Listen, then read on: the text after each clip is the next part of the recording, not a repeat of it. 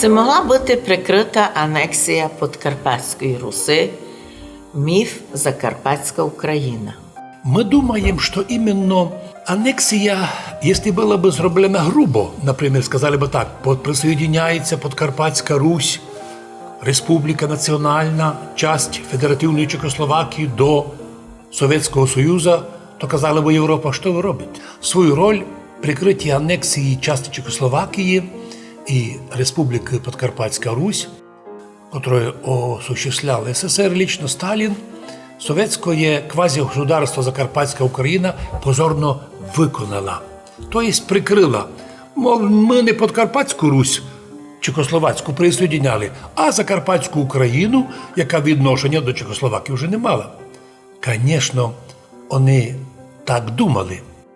Представники Закарпатської України, котрі вибрані хіба були народом, но не були навіть приглашені, навіть в качестві статистів на совєтсько-чехословацькі переговори і підписання знаменитого договору о передачі Закарпатської України, Подкарпатської Руси 29 июня 1945 року до Совєтського Союзу, що творилося у Москві. Цим Сталін демонстративно всім показав, що як Карпатська, так Закарпатська Україна – це були маріонеточні образування. По законним путем вони, звісно, не могли забрати, але анексії прикритої. І так вони Національну Республіку Русинів Подкарпатську Русь анексували, приєднали її до СССР, а потім, уже пізніше, не знали, що з ним робити, то окончательно государство Закарпатська Україна було ліквідовано. Це треба пам'ятати указом Президіума Верховної Ради СССР від 22 января 1946 року по причині создання Закарпатської області Української Радянської Соціалістичної Республіки, деградувавшого тим самим государство Русинов. Вот вам образець, до якого уровня звели республіку до простої області СССР. І до сих пір ці моменти історії ніхто не учить ні в університетах, ні в школах. Ці моменти забрані із підручників історичних, і практично є рекомендація їх не вспоминати. І так, відповідно із розпадом СССР утверждає Іван Поп, професор, один із знаменитих дослідників чехословацького періоду, утратили юридичну силу і укази з СССР. Возник тоді юридичний вакуум, котрий могли спользувати наші місні подкарпато-русинські люди, спользувати той вакуум, но, к сожалению, посткомуністична структура в Закарпатській області оказалася неспособна то зробити. Правда, і Київ спішив, як новий центр диктата, всячески мішав демократичним змінам місцевих жителів. Уже тоді, коли ще не була навіть створена Україна незалежна, уже тут обзивали русинів сепаратистами, ворогами України, якої ще не було. На жаль, то успішно і позорно робиться й нині, коли люба демократична ініціатива обзивається націоналістами, различними словами, особливо нову придумали таку форму антиукраїнська риторика. А що це таке? Що нам треба знати про Закарпатську Україну? Карпатська була видовищем Гітлера, Закарпатська комедією Сталіна, но ні одна, ні друга не були законні або юридичні, або виражавши волю народа.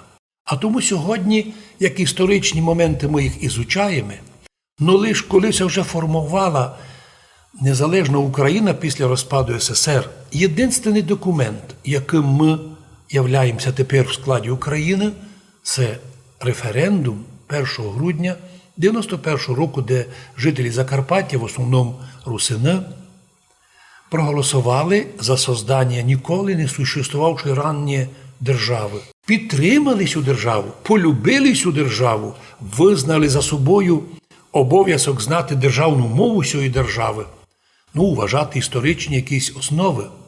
Но, уви, ніколи не надіялися і не предвиділи, що за свою добру роботу, за те, що вони так голосували за незалежну Україну, і я лічно ходив по цілій області, просив священників і віруючих, голосуймо, бо нам важно, щоб ми не осталися вдруг у вакуумі юридичному, бо нас хтось не перехватив із європейських держав. За ето добре діло нині русини обозвані сепаратистами, а всі, хто голосував за незалежну Україну, поставлені в список подозрительних ліст. Почому? А тому, що вони сказали, жителі Закарпаття, ми не забили, що ми з 38-го року в складі Чехословацької республіки були автономна держава русинов. Не адміністративна, а іменно національна держава русинов. І раз ми ще маємо референдум 1 грудня і за Україну, і за статус Закарпаття, то треба лише мудрим бути людям у Києві, щоб не робити війну проти народу і не пускати проти нас различних журналістів або якихось недополітологів, які приходять нас тут вчити, а просто согласитися з волею народу і все робити, щоб держава Україна держалася в'єдно. Ми, жителі Закарпаття, в тому числі і русини, на то завжди були готові. А Карпатську Україну відклались ми вже у далекий, як міф, Закарпатську Україну, як чудовище сталінське, і воно по закону декомунізації уже не може бути визнано. Но головне, що по закону етому імена, котрі були змінені комуністами, можна сьогодні повернути. В тому числі, як історична назва Галичини не Львівська область, а Галичина. І в нас не Закарпатська область лише, а й історична назва Підкарпатська Русь. Дякуємо вам за таке подробне роз'яснення. На цьому передача недосказаної завершена. Будьте здорові! Будьте здорові і з Богом!